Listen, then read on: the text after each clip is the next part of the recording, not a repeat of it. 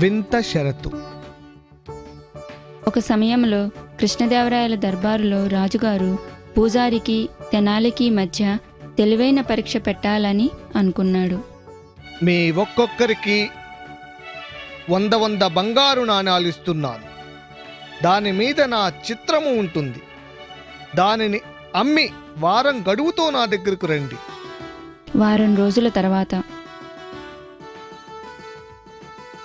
రోజుల తర్వాత వచ్చారు కదా, మీలో ఎవరెవరు ఏం కొన్నారో చెప్పండి. మహారాజా, ఏ కారణం చేతనో ఒక్క నాణెం కూడా అమ్మలేకపోయాను. మంచిది. తెనాలి, నువ్వేం చేశావు?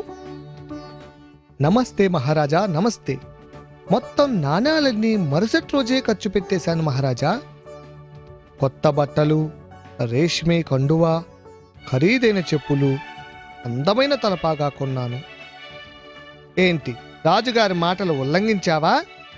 రాజుగారి మొహం చూడకుండానే ఖర్చు పెట్టావా?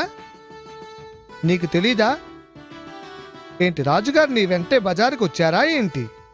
రాజుగారు బజారుకి రావక్కర్లేదు అని మీకు తెలీదా పూజారి గారు? నాణెం పైన రాజుగారి చిత్రం ఉంటే ఆయన వచ్చినట్లే కదా. అందువల్ల ఖర్చు పెట్టే ముందు రాజుగారి మొహం చూసి ఖర్చు పెట్టాను. నేను ఎంత మూర్ఖుణ్ణి! ఆ తెనాలి భేష్, ఇదిగో తీసుకో మరొక 100 నాణెముల బహుమతి. మీరెంత దయగల ప్రభువులు మహారాజా. తెలివైన తెనాలి. శ్రీకృష్ణదేవరాయల ఆస్థానంలో ఎప్పుడూ తెనాలి రామలింగడి తెలివితేటల్ని ప్రశంసిస్తూ ఉండేవారు. అది అక్కడి ఉన్నవారికి ఎక్కువగా నచ్చేది కాదు. మొత్తం మీద అందరూ అసూయపడేవారు.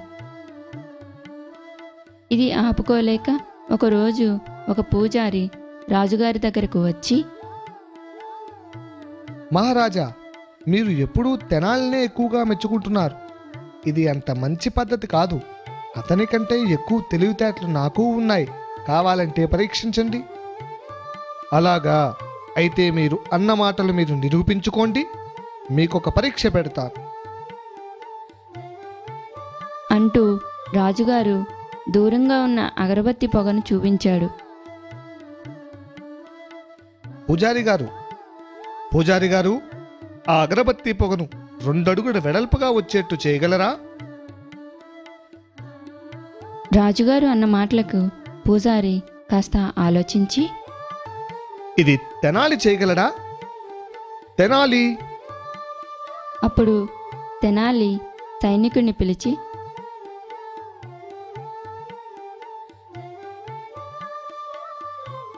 పొడవైన గాజు గ్లాసు తెమ్మని చెప్పాడు.